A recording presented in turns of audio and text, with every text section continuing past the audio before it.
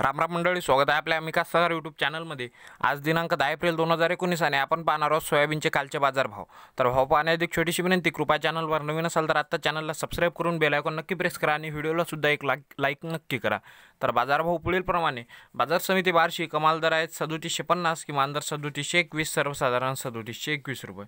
कळवण येथील सर्वसाधारण दर 3711 रुपये, कारंजा 3590 रुपये, परतूर 3576, तर अकोला 3690 रुपये, अमरावती 3488, आर्वी 3600, आष्टीकरंज 3550, भोकर 3651, चिखली 3505 रुपये, देऊळगाव राजा 3400 रुपये, हिंगोली 3600 रुपये, जालना 3725 रुपये, कळंब उस्मानाबाद 3780 रुपये, काटोल 3550, तर लासलगाव निफाड 3720 रुपये, लातूर मुरुड 3761, माजलगाव 3600, मेहकर 3600, पुलगाव येथील दर आहेत 3580 रुपये, सेलू 3800 रुपये, सेनगाव 3650, सिल्लोड 3700, तेल्हारा 3550 रुपये, वर्धा 3605 रुपये, वाशिम 3650, तर यवतमाळ 3600 रुपये, लासलगाव विंचूर 3695 आणि उमरेड येथील दर आहेत 3600 रुपये प्रति क्विंटल।